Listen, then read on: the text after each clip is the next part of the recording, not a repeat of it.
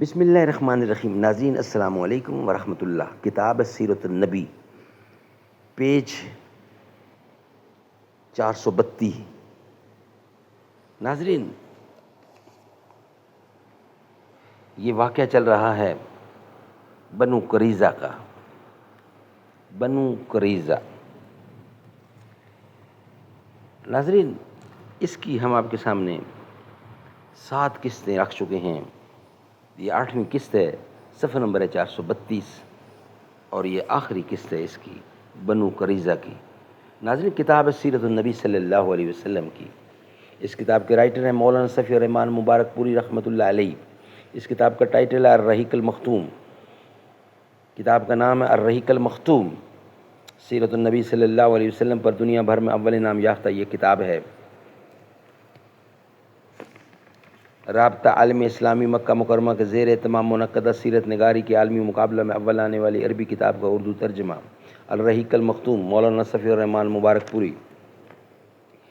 قال النبی، قال اللہ تعالی، بسم اللہ الرحمن الرحیم، یسقون من رحیق مختوم، یہ لوگ سر بمہر شراب پلائے جائیں گے۔ قال اللہ تعالی، وَإِن تُطِعُوهُ تَهْتَدُوا، اور اگر اس کی فرما برداری کرو گے تو راہ پاؤ گے۔ پرانے ہیں یہ ستارے فلک بھی فرسودہ، جہاں وہ چاہیے مجھ کو کہ ہوا بھی نوخیز، اگر ہنگامہ ہائے شوق سے ہے لا مکان خالی، خطا کس کی ہے یا رب مکان تیرا یا میرا، ستارہ کیا میری تقدیر کی خبر دے گا، ستارہ کیا میری خبر، ستارہ کیا میری تقدیر کی خبر دے گا، ستارہ کیا میری تقدیر کی خبر دے گا، وہ خود فراخی افلاک میں ہے خاروں زبوں۔ ناظرین، بقیہ حصہ اور آخری حصہ بنو قریظہ۔ بنو قریظہ کے محاصرہ یعنی قبضے کے بعد، بنو قریظہ کے محاصرے کے دوران صرف ایک ہی مسلمان شہید ہوئے، جن کا نام خلاد بن سوید ہے۔ خلاد بن سوید، یہ وہی صحابی ہیں جن پر بنو قریظہ کی ایک عورت نے چکی کا پارٹ پھینک مارا تھا۔ ان کے علاوہ حضرت عکاشہ کے بھائی ابو سنان بن محسن نے محاصرے کے دوران وفات پائی۔ جہاں تک حضرت ابو لبابہ رضی اللہ عنہ کا معاملہ ہے تو وہ 6 رات مسلسل ستوں سے بندھے رہے، یعنی کسی ستون سے، جسے کالم بولتے ہیں، کسی ستون کے ساتھ بندھے رہے۔ ان کی بیوی ہر نماز کے وقت آ کر کھول دیتی تھی اور وہ نماز سے فارغ ہو کر پھر اسی ستون سے بندھ جاتے تھے۔ اس کے بعد رسول کریم صلی اللہ علیہ وسلم پر صبح دم ان کی توبہ نازل ہوئی۔ اس وقت آپ حضرت ام سلمہ رضی اللہ عنہا کے مکان میں تشریف فرما تھے۔ حضرت ابو لبابہ کا بیان ہے کہ حضرت ام سلمہ نے اپنے حجرے کے دوران، یعنی حجرے کے دروازے پر کھڑے ہو کر مجھ سے کہا، اے ابو لبابہ خوش ہو جاؤ، اللہ نے تمہاری توبہ قبول کر لی ہے۔ سبحان اللہ۔ اے ابو لبابہ خوش ہو جاؤ، اللہ نے تمہاری توبہ قبول کر لی ہے۔ یہ سن کر صحابہ انہیں کھولنے کے لیے اچھل پڑے، لیکن انہوں نے انکار کر دیا کہ انہیں رسول اللہ کی بجائے کوئی اور نہ کھولے۔ چنانچہ جب نبی اکرم صلی اللہ علیہ وسلم نماز فجر کے لیے نکلے اور وہاں سے گزرے تو انہیں کھول دیا۔ یہ غزوہ ذی قعدہ میں پیش آیا۔ 25 روز تک محاصرہ قائم رہا۔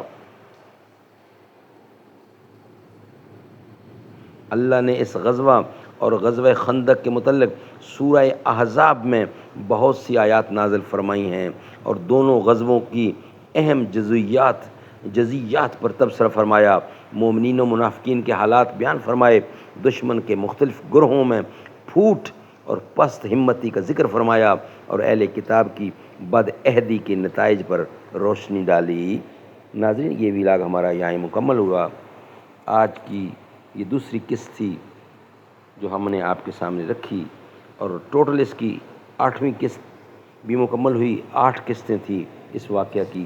ناظرین، نیکسٹ ہمارا جو ہیڈنگ ہے وہ ہے غزوہ احزاب و قریظہ کے بعد کی جنگی مہمات، سلام بن ابی الحقیق کا قتل۔ انشاءاللہ یہ ہم آپ کے سامنے رکھیں گے، مگر نیکسٹ ویلاگ کی صورت میں۔ آج کی دونوں قسطیں ہماری الحمدللہ مکمل ہوئیں۔ ناظرین، ہماری کوشش ہوتی ہے کہ روزانہ کی بنیاد پر کم از کم 1 یا 2 قسطیں آپ تک پہنچائی جائیں۔ ناظرین، یہ واقعہ بنو قریظہ کا مکمل ہوا۔ انشاءاللہ نیکسٹ وی ہیڈنگ کے ساتھ ہم آپ کے ساتھ حاضر ہوں گے۔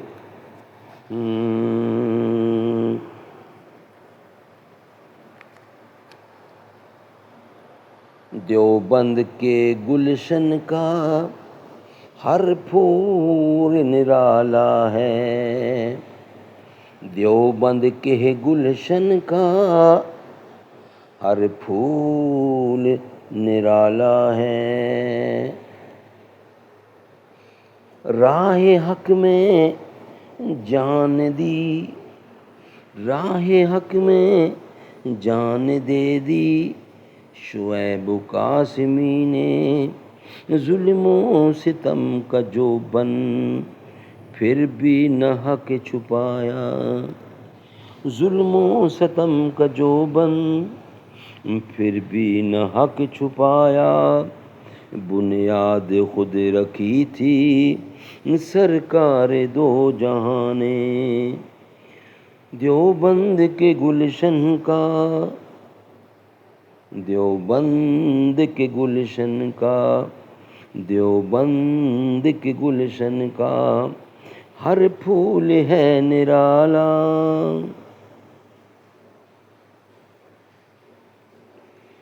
حضرت نانوتوی کو یہ سہانا خواب آیا، وہ تھانوی لاہوری عبداللہ بہلوی بھی ان اولیاء میں حضرت درخواست ہی بھی آیا، الیاس کی لحد پر ہے رحمتوں کی بارش، جس نے گلی گلی میں اسلام ہے پھیلایا، دیوبند کے گلشن کا ہر پھول نرالا ہے۔